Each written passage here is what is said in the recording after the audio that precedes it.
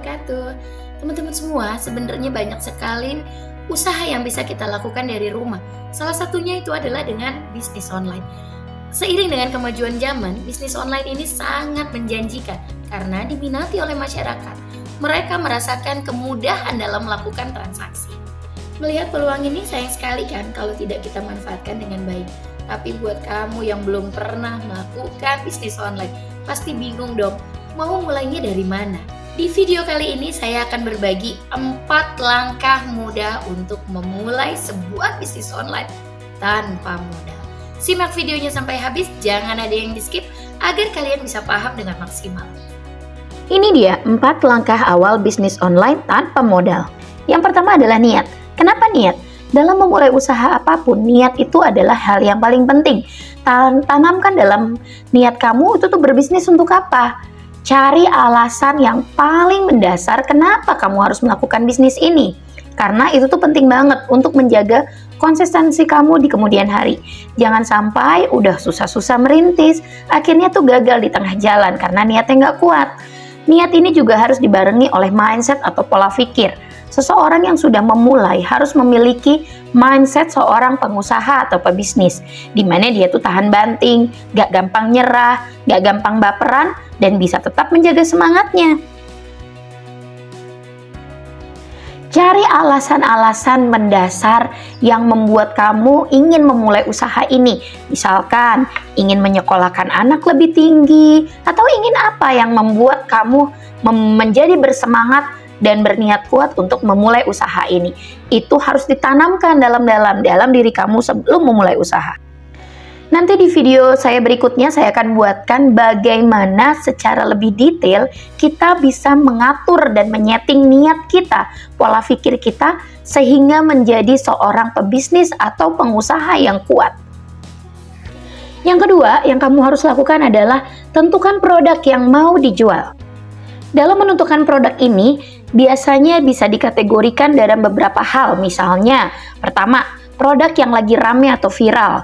Yang kedua, kamu mau jualan produk-produk yang best seller. Ini tuh dicari orang karena banyak diminati, seperti baju, hijab, skincare, dan lain sebagainya. Atau yang ketiga, mau jualan produk yang sesuai hobi.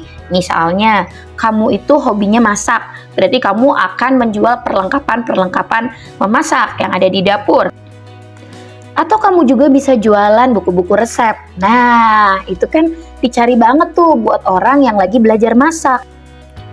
Nah, buat kamu yang punya hobi berdandan, bermake up, kamu bisa jualan perlengkapan make up dengan merek-merek kosmetik, kemudian juga perlengkapan lainnya yang biasanya kamu pakai. Pasti kamu udah paham banget deh cara memakainya. Akhirnya kamu jadi pede untuk jualan itu. Pasti deh dicari banget kalau udah jurusannya soal hobi. Hal ketiga yang harus dilakukan oleh pebisnis online itu adalah jangan pernah stok produk.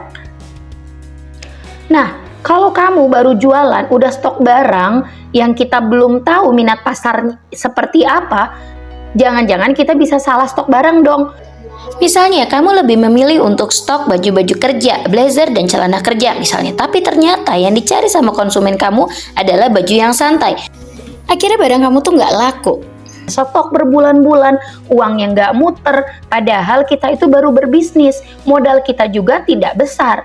Akhirnya kan susah. Nah, seperti itu yang harus kita hindari. Stok mengendap, nggak laku, uang nggak muter, bisnis nggak jalan.